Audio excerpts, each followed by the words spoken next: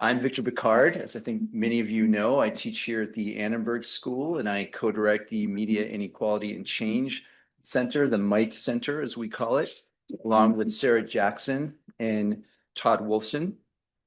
I'd also like to thank Briar Smith and Zach Matthew for organizing this event, as well as our brilliant tech support and facilities staff, especially Edwin. Thank you so much. It's your hard work that makes these kinds of events possible. And again, I want to welcome all of you. I understand we have a few members of Aaron Heisen's political economy class, so special welcome to you all. I think there might be a quiz after this event. Just joking. It's cute.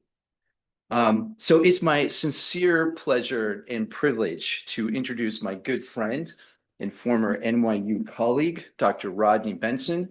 Rod is a professor in the Department of Media, Culture, and Communication at New York University. He holds a PhD in sociology from the University of California, Berkeley. He has published innumerable articles, I won't even try to list, in top-tier journals. His research and commentary have also been featured in media outlets, including Le Monde, The Conversation, The Atlantic, Nieman Lab, Axios, and Columbia Journalism Review. In fact, I was reminded that Rod has an in-depth interview in CJR where he really talks about the book. So I encourage people to seek that out. Dr. Benson is the author of the award-winning book, Shaping Immigration News, a French-American comparison. This book came out in 2013 with Cambridge. He's also the co-editor of the 2005 book with Polity, titled Bordeaux, and I always mispronounce Bordeaux. I'll let you do it when you're up here. And the journalistic field, he's the lead author. Of course, I got the book. He is the lead author of this book, How Media Ownership Matters, which just came out in the last year with Oxford. And of course, this will be the book that Rod's going to be talking about this evening or this afternoon. And before handing it over to Rod, I just want to put in my own personal plug and stress how timely and important this book is. Given everything that's happening right now, from the Washington Post to X to TikTok to whatever's going on with CBS, it seems increasingly glaringly obvious that media ownership matters. I think gradually our field of communication is catching up to this insight, but what's not as intuitive is how it matters. And Rod and his co-authors, through in-depth, rigorous, deeply empirical research, show us how media ownership matters and why it matters for the future, or whether there is a future for democratic society. So on that cheerful note, I'm going to hand it over to Rod. Please join me in welcoming Dr. Rod Benson to the podium.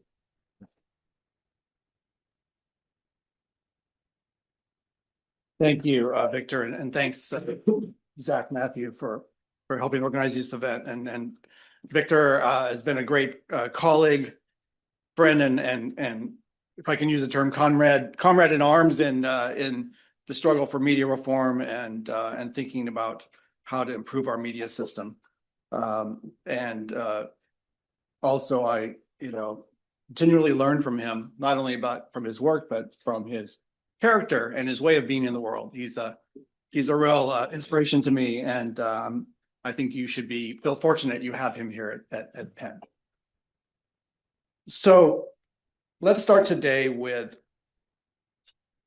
two of the dominant ways of thinking about media ownership, because we certainly do not lack for discussion of media ownership, as Victor said today. But I'm going to try to make the argument for a slightly new way of thinking about media ownership. So the first way we talk about ownership is moral and highly personal. We talk about these famous moguls, the individuals like the Ellisons at Paramount and CBS, Jeff Bezos, of course, Elon Musk. And we are continually disappointed by them, right? We have expectations that they will act in a certain kind of moral way or ethical way, and inevitably, we're outraged that these powerful individuals show this lack of character and integrity. But this criticism actually rarely changes their actions, as we see. They do as they choose, and there's the hope springs eternal that the next big benevolent billionaire will truly be benevolent. The second predominant approach to media ownership is more structural, but it's at a very macro level, right? We look at the market concentration, the monopoly of media, in Ben Bagdickian's words. And some of this is really still a concern, obviously, and it's one of the dominant ways we talk about media ownership. When we don't talk about moguls, we talk about the media monopoly. But there was actually an interesting study by Elie Noam, who's an economist at Columbia, and he looked at market concentration of media across the 30 largest media economies in the world, right? And what they found, I think, was very shocking to me, and this was early on in the research, because I wanted to kind of situate our study in relation to this question of market concentration. Of those 30 countries, so a lower number means less concentrated. Of those 30 countries, the US had the least concentrated media market of all. That's pretty shocking. That doesn't mean it's not concentrated, of course, right? But related to other media systems, actually is not that concentrated. And so this was both at the level of attention and at the level of revenues. And I bring in the countries I'll be talking about more in a moment, Sweden and France, as well, to show that they were actually much more concentrated than the US. But there's another way to kind of think about concentration, not just concentration of the number of firms, right, controlling shares of the market. Another way to think about concentration is to look at the concentration of forms of ownership, right? And so this is from 2020 data, looking at the media that have the largest online audiences by type of ownership. And there you actually see that the US is more concentrated in its forms of ownership than Sweden or France. That what really sets apart the US is not the kind of overall market concentration, but the fact that all 5 of these top media websites in the US are stock market traded either widely held or with a dominant shareholder. Whereas in France, you can see that the largest media are spread across different types of ownership, right? Non-commercial as well as commercial. So in the rest of my talk, I want to develop this kind of different approach to ownership that looks at different forms of ownership, because I think that is a kind of a meso-level structural analysis that really helps us understand how media ownership matters. We see the beginnings of this approach in the work of the great British sociologist James Curran. And more than 30 years ago, he proposed this elegant model, the little circle here, that was both descriptive, I think, of the UK system to a certain extent, and was also prescriptive of what he thought was the ideal media system, that it was kind of a mixed system of structurally distinct sectors. So at the center, you have public service TV like the BBC or France Television, SVT in Sweden. Then surrounding it, you have these spokes of other types of media that supplement that. Civic, associational media, professional, journalist-controlled media, private enterprise, and what he calls social market media, which he defined as smaller private media that were partially supported by the state to promote competition and consumer choice. So this was an early attempt to think about forms of ownership. And Curran was very influential in turn on a US legal scholar here at Penn, C. Edwin Baker. And appropriately enough, Professor Picard is a C. Edwin Baker professor here. And so in honor of C. Edwin Baker's work, I wanted to definitely bring him in because he was very important, certainly in the development of this book. Baker knew Curran. He was influenced by Curran. And in 1994, he had a sabbatical at the Shorenstein Center at Harvard. And he set about the task for himself of looking at the question of ownership and looking at all the research that had been done to date at that time on ownership. And he was shocked to see actually that the ownership, a lot of the studies said it's pretty inconclusive. We can't really say that ownership matters that much. And he was like, really? And what he found is that a lot of these studies had really focused only on, a kind of narrow focus on chain-owned versus independent newspapers. And he asked, why? Why not analyze additional ownership forms? To really answer that question of how ownership matters, Baker argued that we ought to explore things like worker ownership or nonprofit foundation ownership or public ownership, as well as what he called various non-ownership mechanisms of a control within privately owned media, which I think is another interesting aspect I'll address a bit. And that would refer to journalist associations that have some power inside news organizations to control the level of the owner interference in the news and to prevent that, right? So that's another important aspect of ownership. In a subsequent book, Baker added, an ideal media realm will be pluralist in the types of media entities that it supports. Policy should encourage their operation on the basis of different principles. So that quote had been really ringing in my ears for many years, this idea of different principles. But how can we begin to study that? How can we think about how to study different kinds of ownership operating according to different principles that would actually make a difference for the kind of journalism that we get? So over the past decade, I've been working with a talented team of scholars, Mattias Hesseris from the Axel Johnson Foundation in Sweden, Tim Neff from Leicester University in the UK, formerly at NYU, and Julie Siddell from the University of Strasbourg in France, now the University of Lorraine.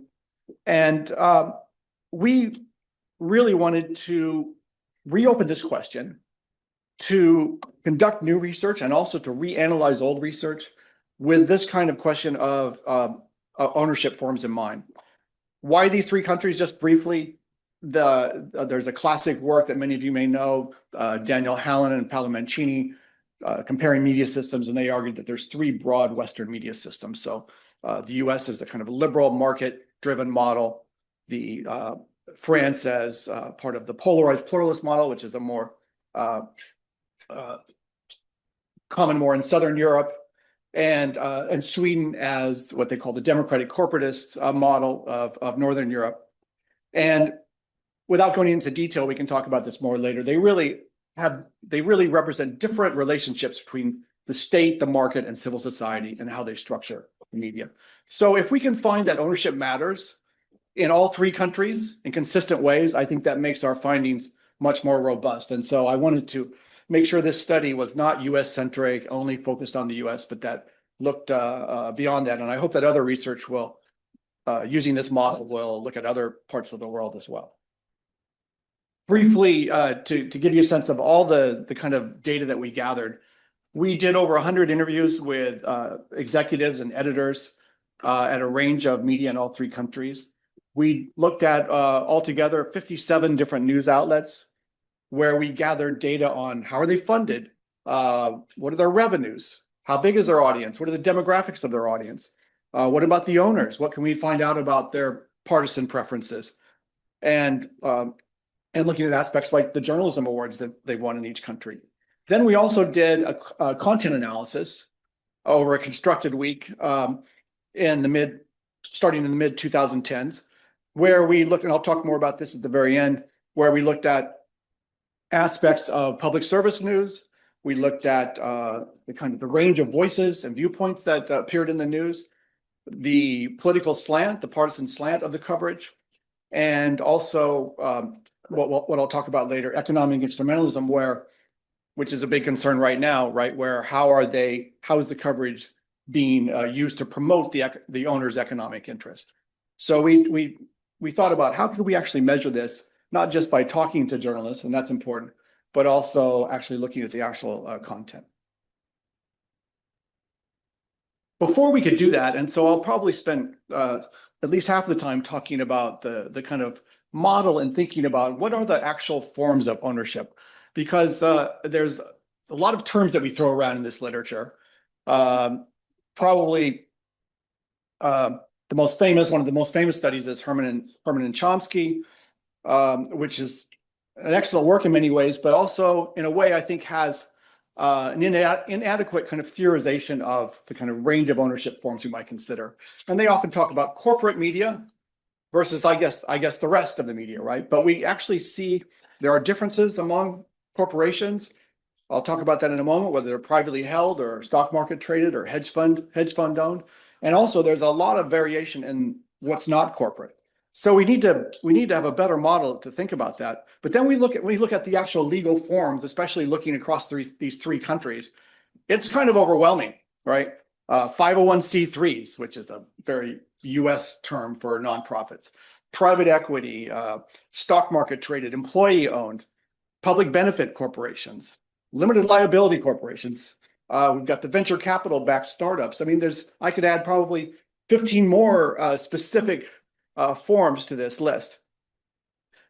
We need to kind of think about how these kind of begin to group together.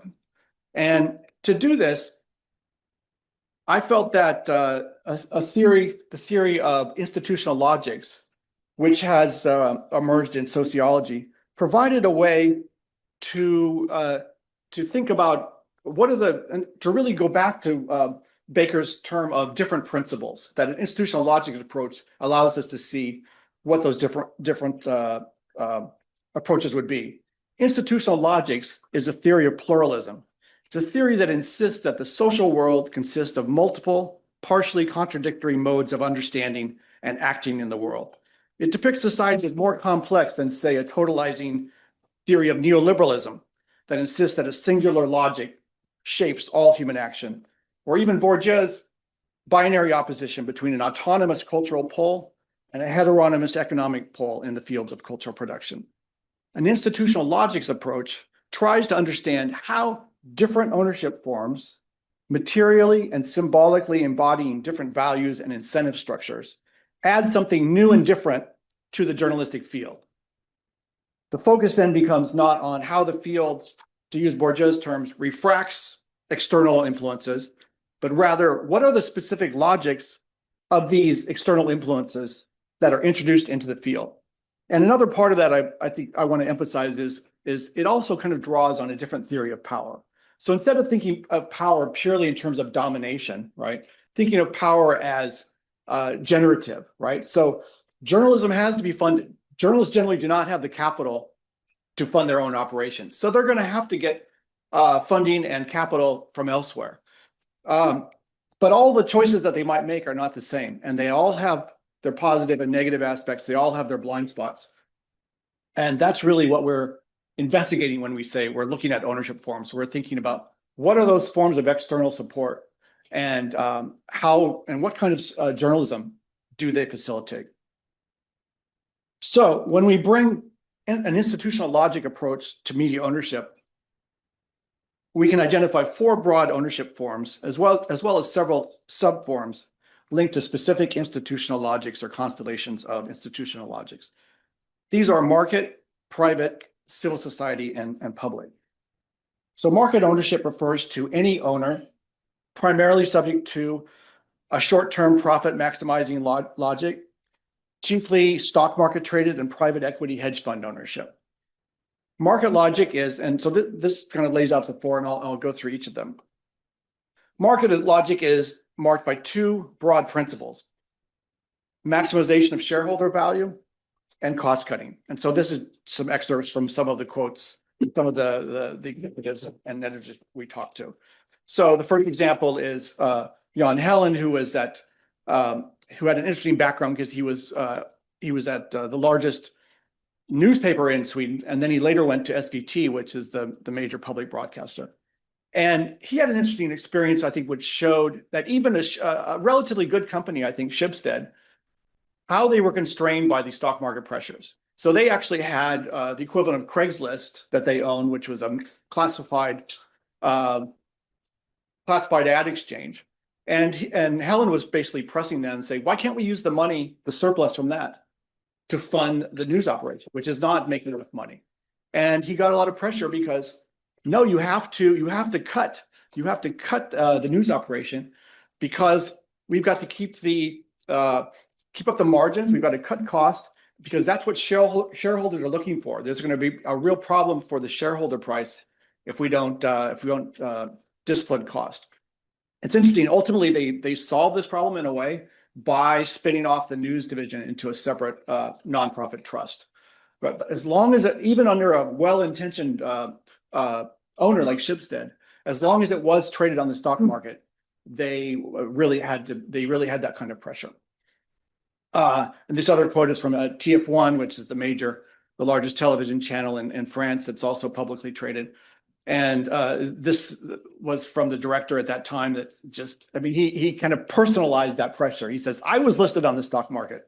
I had the analyst meeting and they're the ones that judge me, the shareholders. My first obligation was for the company to make money. And I would say not just make money, but to maximize profits. Okay. We can also see this when there's ownership change from one form to the other, right? So BuzzFeed, and I'll talk about this more in a moment, as a kind of private ownership, when they were venture capital funded, and they had this kind of long runway where there was room to lose money as they were developing their model. They launched BuzzFeed News, right, which was doing some really interesting investigative reporting, was appealing to young people. As soon as they went public, within a year, the first step basically was the investigative stories were out, right? And they had to shift towards more sensational news, more internet culture, more celebrity news, breaking news, and sort of the old politics coverage was no longer, there was no longer room for that. And within a year, they shut down the BuzzFeed News completely, right? Because it was not a profit center. It had no room in that stock market ownership model. Okay.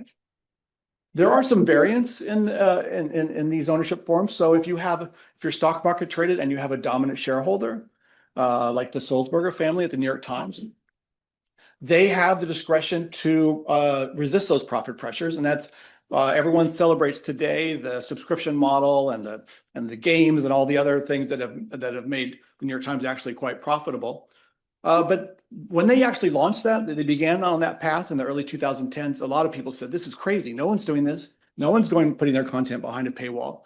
And they were able to take that risk. And they actually did take a major hit to the stock prices because they had that controlling, they controlled the voting shares over the company. The family did, even though it was traded. So if they were willing to take that loss, they could. So this gets at that kind of discretion with this variant of market ownership and as well as private ownership. There's discretion, but not everyone uses their discretion in the same way. And I'm not saying everything's perfect with the New York Times, but at least they have made serious investment in investigative reporting and in public affairs reporting. Well, Fox News has a similar ownership form.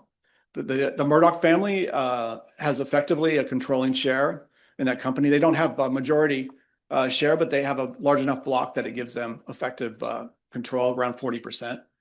And as we know from some of the lawsuits that have come up in the depositions and the discovery process, that this is the case where the owners were very involved in injecting a kind of very strong partisan slant into the news, right? And so that's also what you might get with a dominant shareholder. So it's a mixed bag.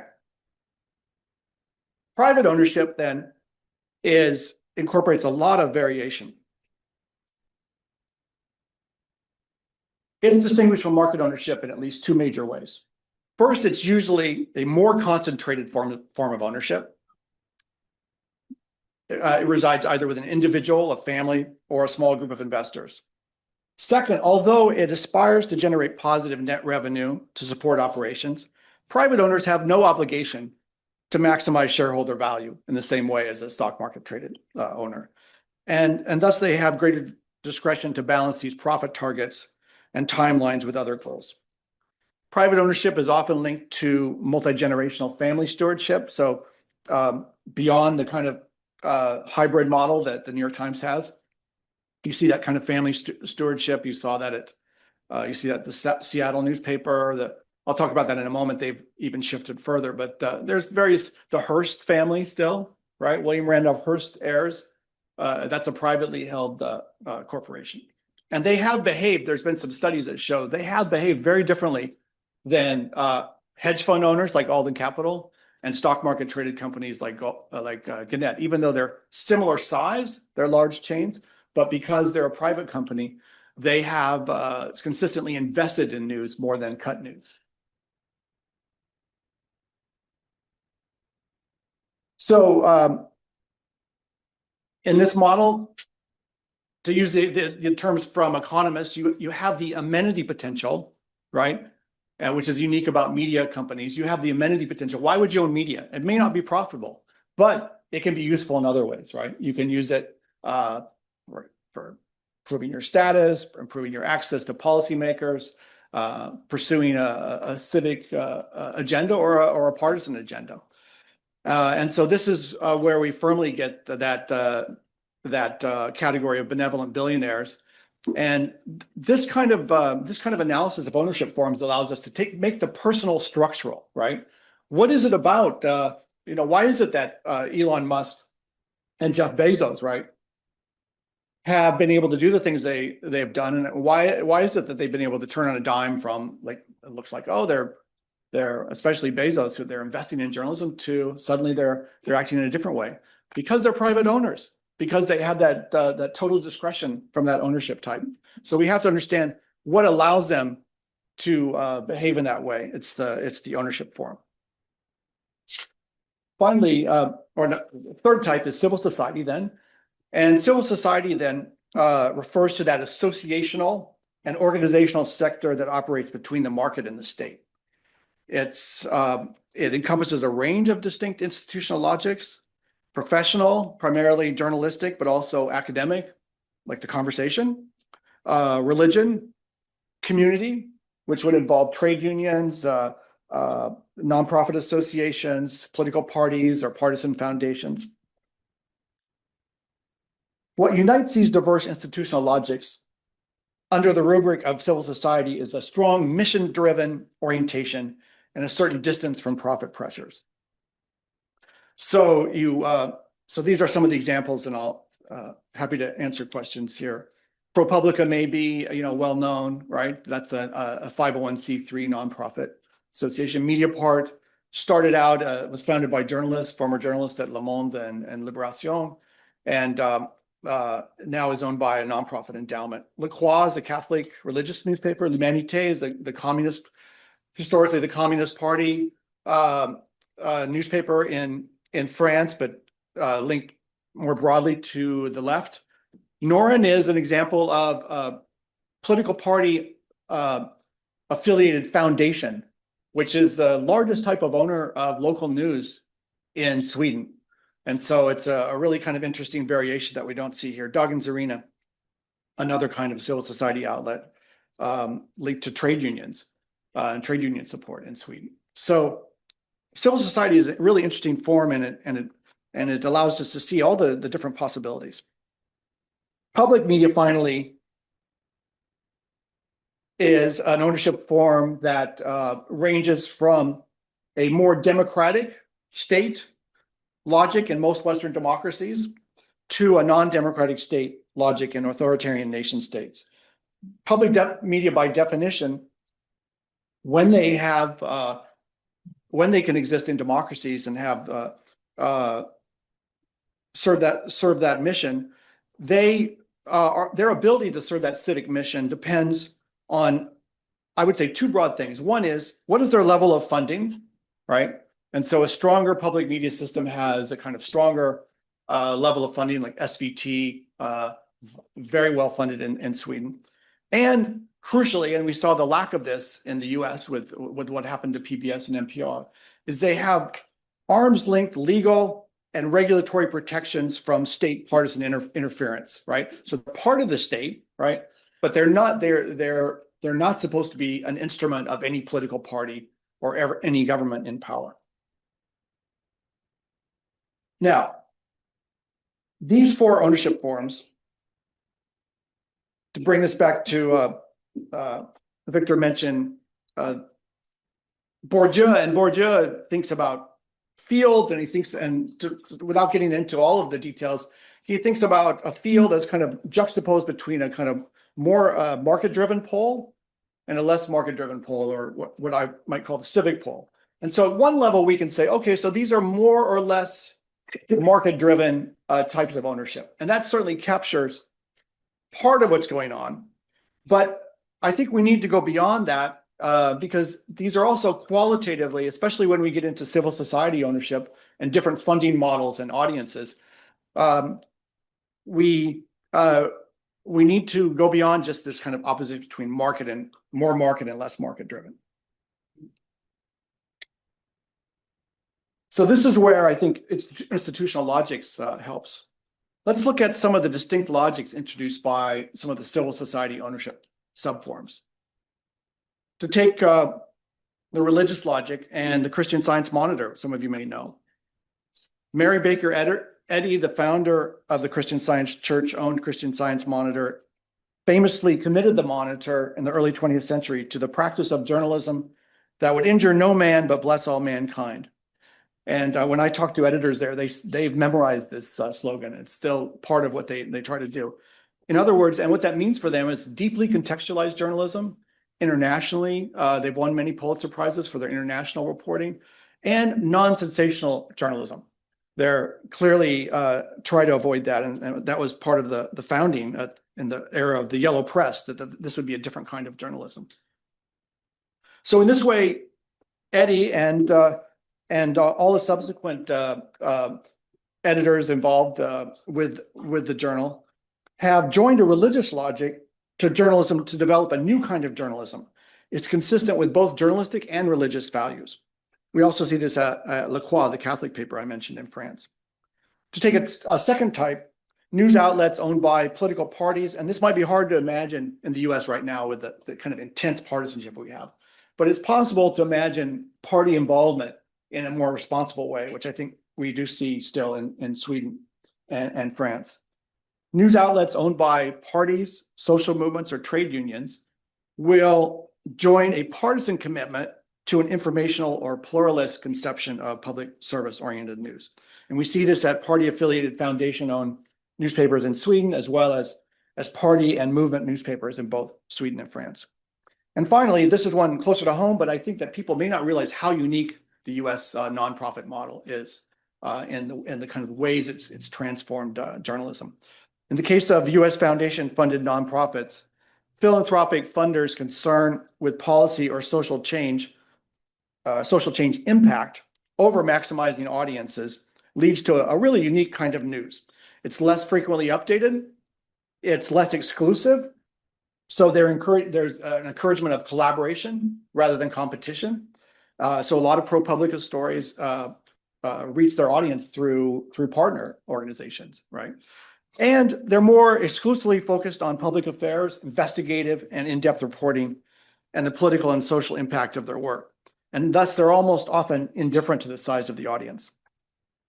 Or to put it more colloquially, and I had the pleasure of speaking with Chuck Lewis, who's one of the real founders of US nonprofit journalism, and I kept asking him about the audience and what he knew about his audience. And he got a little bit frustrated with the question, and he finally said, I just want to investigate the bastards, whoever they are. I want to do good stuff, and I want it to win awards, and I want funders to think it's cool and to support it, right? So there's that, and that really follows from the ownership form and the funding model that they can do that. Is ownership the only thing that matters? Michael Schützen, who's been a real friend and mentor to me, is also always my devil's advocate. And he wrote one time that, ownership is important, but ownership is not everything.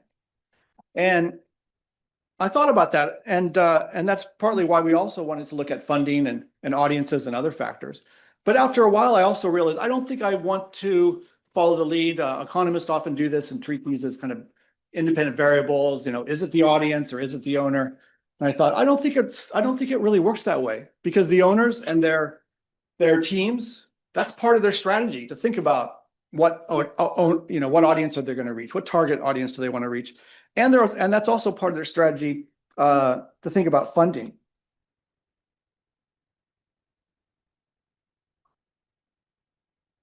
So, sorry. Oops. Right. So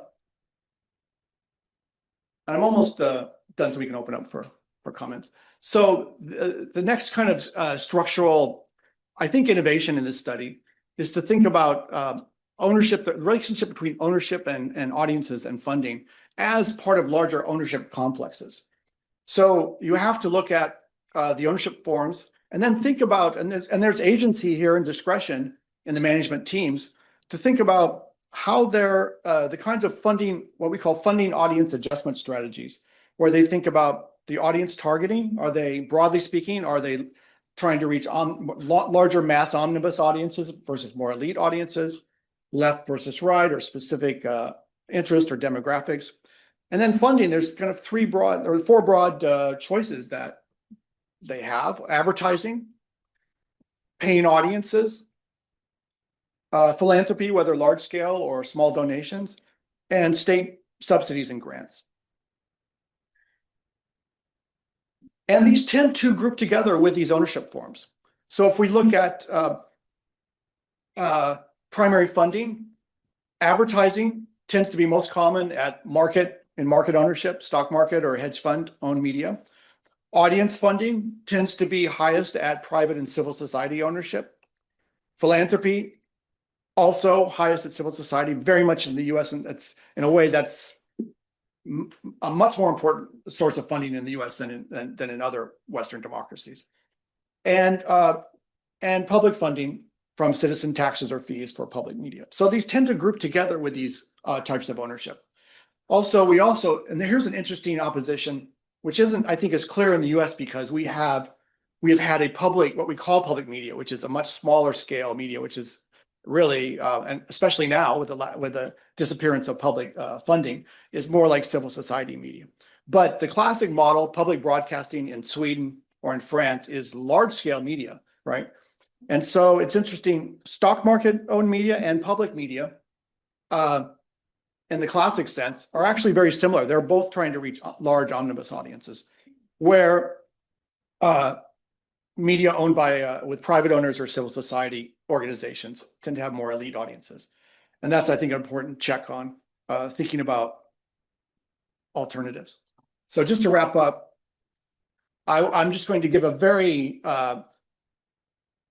top line, summary of the findings, and if you have questions, I can show some of the charts and go into the data a little bit more if you're interested. But just to say, the empirical investigation and the content analysis looked at three ways, modes of power, three ways that ownership matters in terms of the news content. One is the public service orientation, which we measured in terms of the amount and type of public affairs information, including investigative reporting, including focused on public affairs, news analysis, et cetera. And we also looked at pluralism, which tried to measure who's mentioned in these news stories, and are they and are marginal groups mentioned, or is there a wide range of voices that appear in the coverage, and how wide is that pluralism? Secondly, political instrumentalism, which is when I alluded to earlier, where an owner uses that outlet to kind of achieve a political goal, a partisan goal. So we looked at the slant in the partisan, both the partisan attention, the partisan slant and attention, and in the valence, positive, negative, or neutral, and the magnitude or intensity of that partisan imbalance.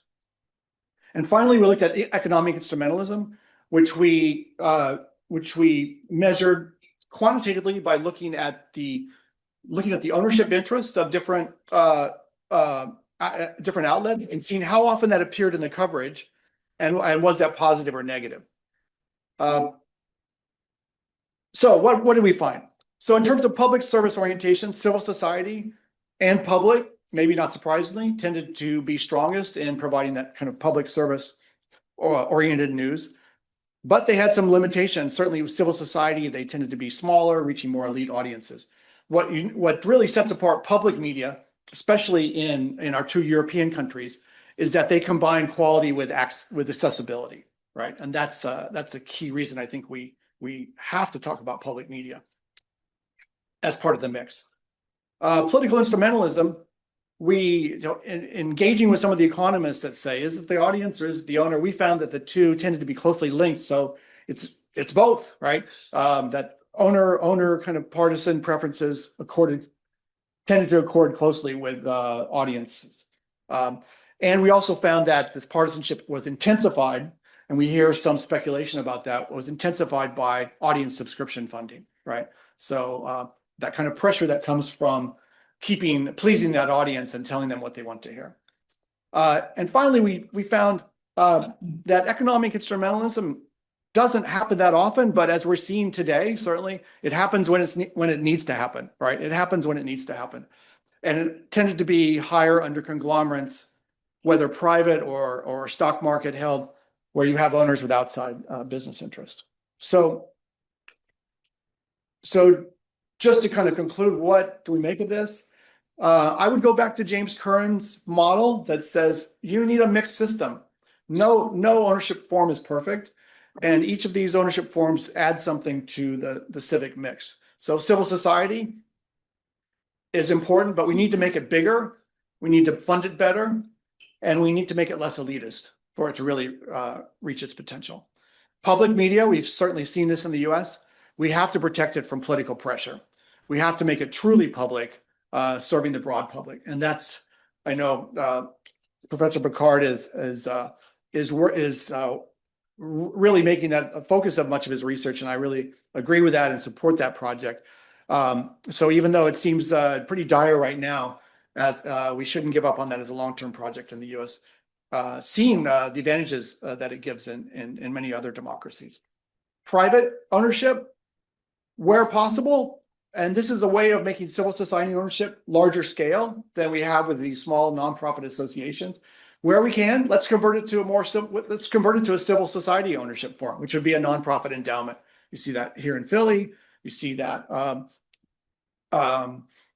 in Seattle. You see that in France with Le Monde, right? So I think it's becoming an option, and we should support that wherever possible. Where it's not possible, then I think we have to think more and more about non-ownership mechanisms of control. So I mentioned that briefly earlier.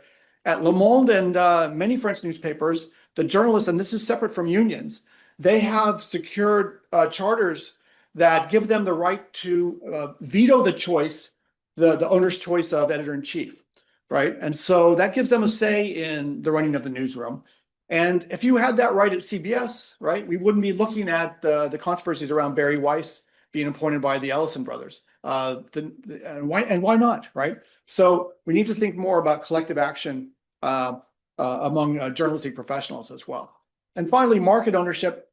You know, there's a lot to say about Alden Capital and Gannett that's pretty negative. On the other hand, if it's still staffed by journalists, maybe it's better than nothing, right? Maybe it's better than some of the TikTok influencers that are taking their place in a lot of people's news diet. But at least we can maybe try to stop the conflicts of interest. What can we do to prevent owners with conflicts of interest because of outside conglomerate ownership? What can we stop? What can we do to regulate that to prevent that kind of serious problem? So I'll stop there and be happy to take your questions.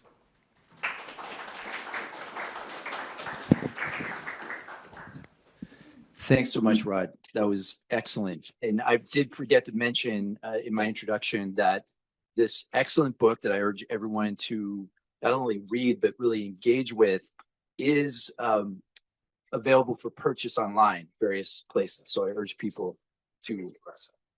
Oh, there is a QR code. Yeah. That's very convenient. So please check that out. So we've got 20 minutes at least for conversation and questions. I thought I'd start us out. I actually have two questions, but I'll just start with one for now. And it picks up on one of the things you were saying there towards the end, which is, you know, there are certain things that public service media, or what we simply refer to as public media here in the US, things that those institutions can provide that commercial media institutions and systems often don't.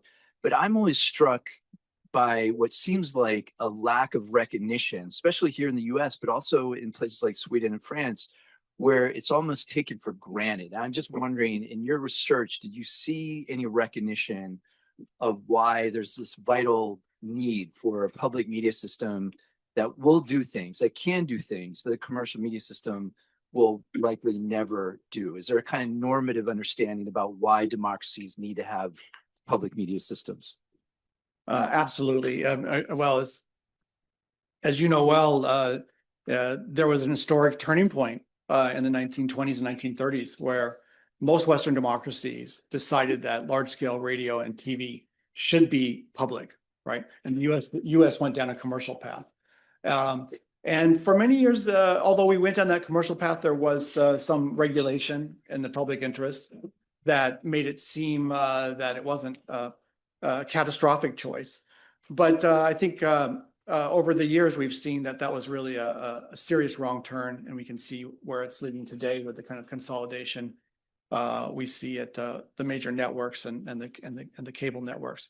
So public media, Sweden, I think, is one of the best examples in the world. Norway also has a very strong public broadcaster. Germany, the trust comes from one, I think, that long legacy that in some ways, that's the thing that's difficult to replicate. Once you institute something like that, it works, and people see that. But you've got to get it set up and give it some time. Even in the U.S., if you look at the polls, PBS and NPR are among the most trusted, generally the most trusted media in the U.S. So they had that trust. So the second part is setting up robust, what they call arm's length buffers that kind of create multiple layers, staggered terms, staggered funding, boards that where the appointments are not controlled by the party in power. So that's the kind of thing you have in Sweden that protects that. And then just the kind of the professional commitment that you have of the journalists working there. And in Sweden, the leading investigative news operation is at SVT, the public broadcaster. Certainly PBS at Frontline did some great investigative reporting and in-depth reporting, but the scale and the reach that they have, they're a real check on government abuse of power and corporate abuse of power. So the sky's the limit, I think, in what a strong public broadcaster can do. And it's I think I agree with James Curran. It's the anchor of the system, right?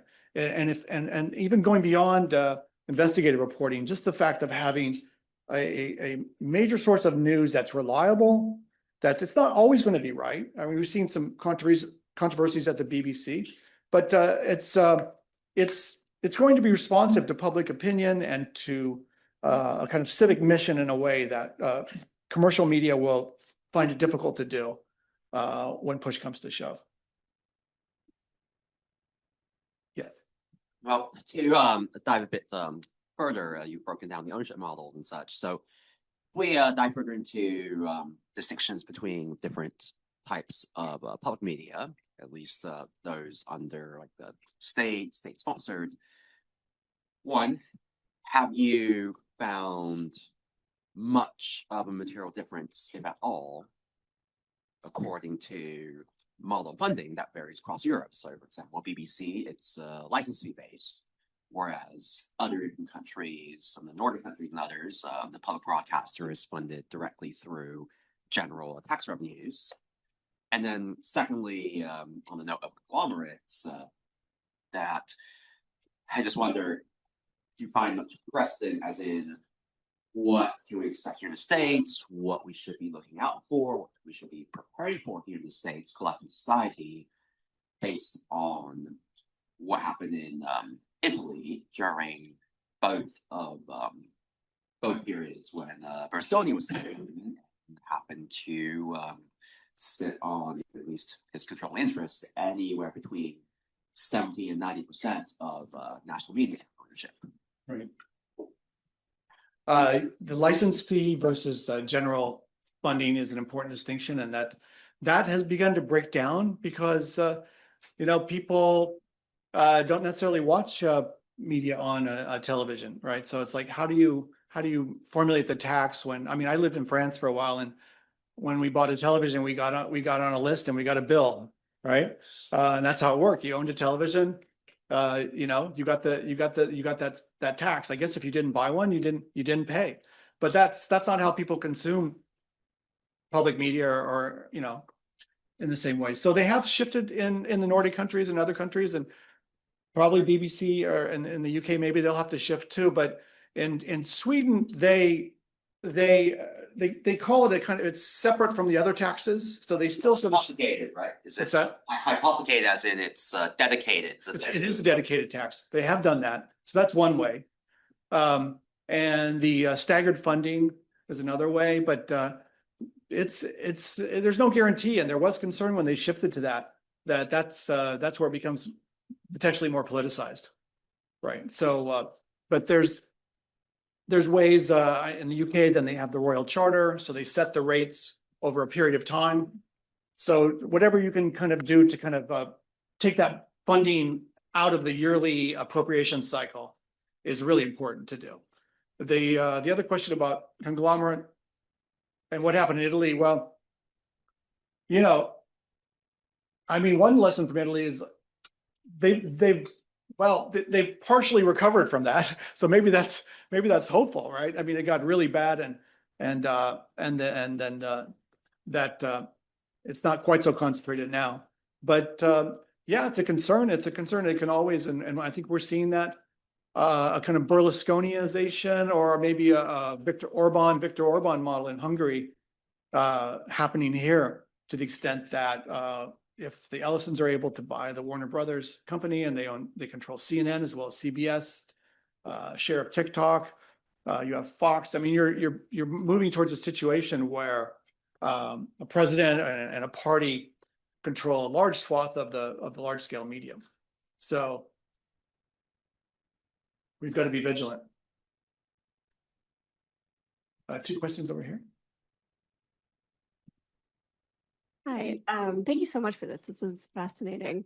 I'm wondering, given, I don't know if this is kind of outside of the scope of what you look at, but given the rise in kind of freelance and precariously employed journalists and kind of entrepreneurial journalism, I'm wondering how you see ventures like Substack and other kind of audience funded media fitting into this ownership kind of landscape that you're painting, where, yeah, obviously Substack is a privately owned, company, but it seems that there would be a distinction in terms of journalists having kind of ownership over the material that they're producing, and kind of flexibility to leave that platform and go somewhere else. So yeah, I'm curious how you see that fitting in. I mean, that gets back to the question of, smaller scales, more niche and elite audiences. And I think in some ways we might say it's a golden age in terms of all the choices behind a paywall that we have now, right?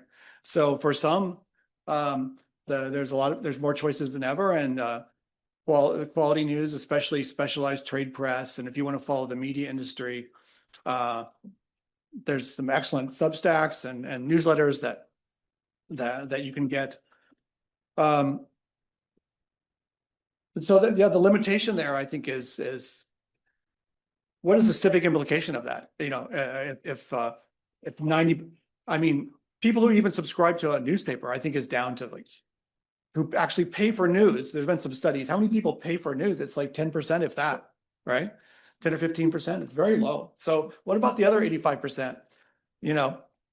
They vote too, right? And they need good information. And what are we doing for them? So I'm not against what's going on with Substack, but I think it's not a solution to the major problems we're facing. Hi, thanks for the fascinating talk. I'm curious about this one you mentioned about how Sweden, a state-funded media, and what you mentioned, the public form could be democratic, also authoritarian state. Have you what about China? China is funded. Yeah. Sure. Appreciate that. I mean, it's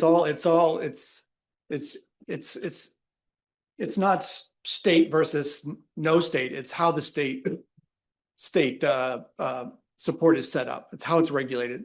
It's how it regulates itself. And Helen and Mancini have drawing on Weber, they talk about a kind of rational legal authority, which is this idea that how can the state be self-limiting? How can the state check itself from exercising total control? And so it's possible to do, but certainly, you know, in China right now, I think it would be hard to say that it's meeting that kind of public service model, right? So, but it's not inherent in the state. It's the kind of state. Is it an authoritarian or totalitarian state? Is it a democratic state? How strong of a democratic state is it, right? So, you know, a lot of these studies of democracies, it's not a binary, right? It's the continuum. Stronger, weaker democracies. I think the best evidence of the positive role that the state can play is the studies that look at what is the strength of the journalism and the freedom of the journalism. So Reporters Without Frontiers, Beyond Frontiers, and others. Who do they rank top of the list in terms of journalistic freedom? Countries like Sweden, Sweden and Norway with the strong public broadcasters. The US is, I think, currently ranked around 50th in terms of the strength of its democracy of 180 countries in the world, right? Whereas these countries, Western European countries, and not just Western European, but also in other parts of the world, are much higher than the US. And they have more state intervention, not less. There we go. I had two questions. Going this way. Was I think I'm holding it for too long. At once. That's Why. Well, now it's to be reset. sorry. Should I yell the question? Yeah. Okay, sorry. I had two questions that are for my own selfish research, but building off the Substack question, I guess, can you situate the media ownership you're describing in the context of platforms and platformization? Because certainly those different models interact with platforms in very interesting and often dichotomous ways or different ways. And then the second question, which is kind of related, is in your research, how did these different forms of media ownership deal with like technological innovation? Because I would imagine that some are more flexible than others in terms of how they can deal with new technologies and bring them into their fold. But that's a selfish question on. right. What was the first question?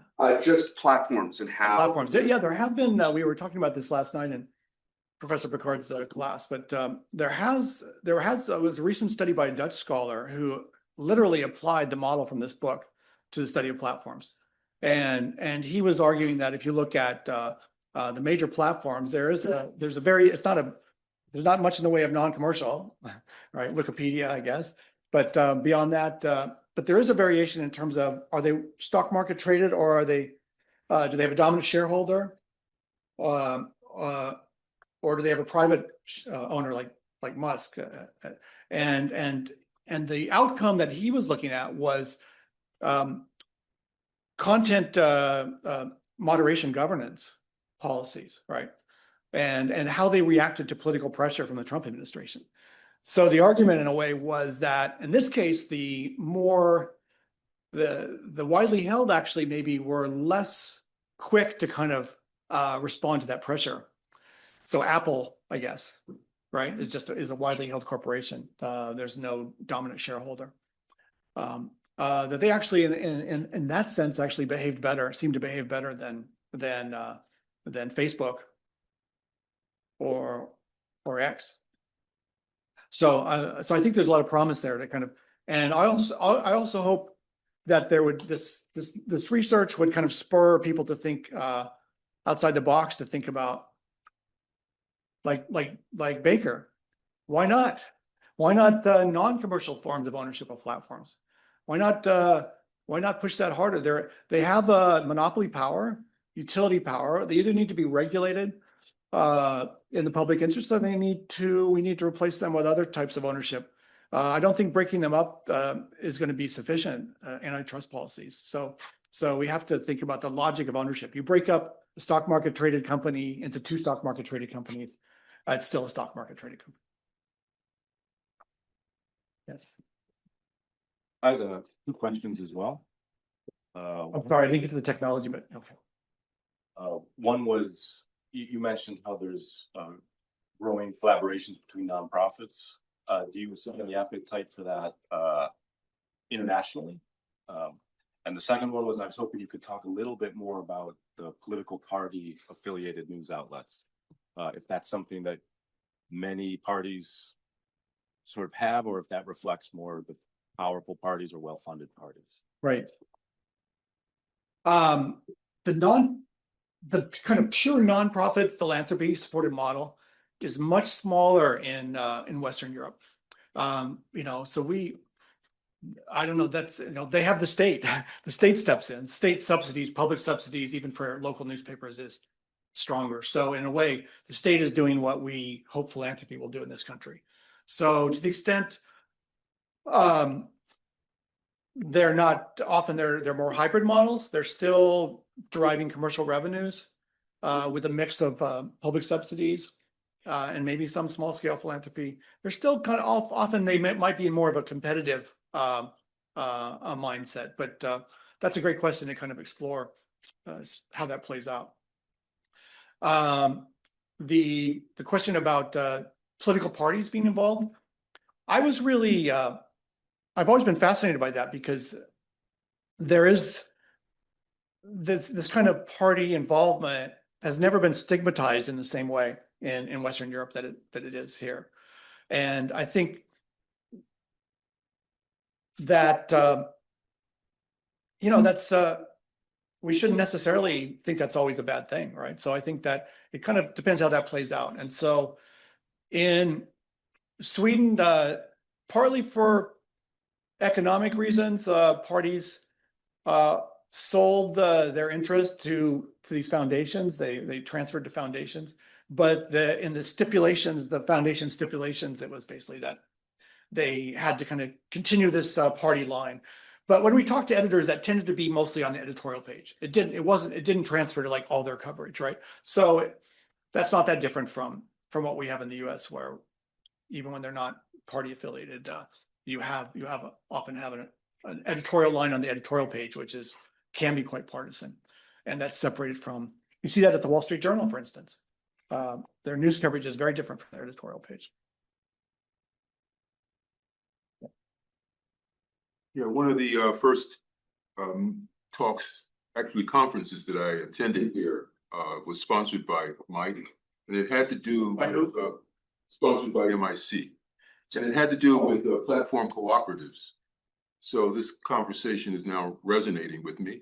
Oh, great. I went on to one of the language models and searched on platform cooperatives and media. And apparently it's an emerging force around the world. Excellent. Is that something that you've discovered? Or well, as I'm moving into that area because I want to go beyond journalism, but no, I'm not familiar with that. But that's exciting. in your research, did you come well, up? we looked at cooperatives as certainly a form of ownership that we did see a little bit. There was it's not that common, but you know, in journalism, I know it has existed, and people are talking about that more and more in the US. But we didn't look at platforms, no, in this book. Thanks for raising it. Yeah, I had one question. I really like that you talked about collective action of journalists around the like veto power. Are there any like remarkably successful cases that you came across in autocratizing settings where journalists were like resisting and like you thought maybe that this is a good strategy for media to like as independent media as like a resistance actor? Inside the organization, I mentioned Le Monde. I think Le Monde is a great case where it was bought.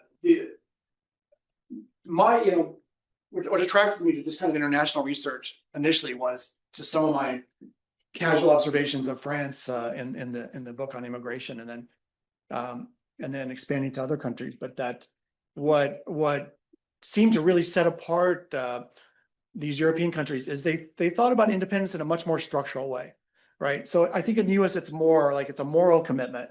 It's a moral power. And so you would often see principled editors resigning, rather than a layoff journalist, right? But in the end, they just bring in a new editor, right? And they lay them off anyway. So in France, I think there's been much more attention to how can we like back up that moral power with some legal and organizational power. And so I mentioned these journalist associations started in the 1960s, 1970s, and Le Monde is and even going beyond that, it wasn't really cooperative, but it was literally journalist and other employee ownership. So Le Monde was journalist and employee ownership and owned until like the early 2010s, right? So for like, it was created after World War II. So for like 60 years, it was owned by the journalist. And then doesn't, as a business proposition, they kind of ran it into the ground, unfortunately. So they got in some economic trouble. They had to bring in outside investors. But as soon as they did that, they began to think about ways, how can we restore our independence, And so they created this, and Julia Cagé, the economist in France, he was head of the Readers Association at Le Monde, and they created a nonprofit endowment and convinced the owner to put his capital into the endowment, which he could not touch. And the authority really became vested in this board over the endowment. So it's a complicated structure, and it's not necessarily completely foolproof, but I think it shows that they're thinking about this as not just, hey, we wish that this owner was better than he is. Let's do something to constrain him or her, right, in a way that protects our rights. Do you think that is possible in like semi-democratic or non-democratic countries, like this type of? Semi-democratic countries like the US? Yes. Right. I think you have to try. I mean, you need to start. You need to start. And so, and I think people are aware of, this has been reported in Columbia Journalism Review. I think some people are aware that these kinds of things have been happening in France and other countries, and they just haven't really been taken up on a large scale. I think a lot of the reform energy here has gone into nonprofits and the nonprofit sector, and kind of founding news outlets, and also I think in the venture capital sector to some extent. But what you're looking at there is like major media, the journalists at these major commercial media figuring out a way to kind of act collectively. And I think that's the larger problem of the lack of collective action among professionals in the US. So it's not just journalists. So I think, unfortunately, we're out of time, but this was a good kind of cheerful note to end on. And please feel free to ask Rod questions. He'll be around at least for a few more minutes for discussion, but let's thank Rod for giving us.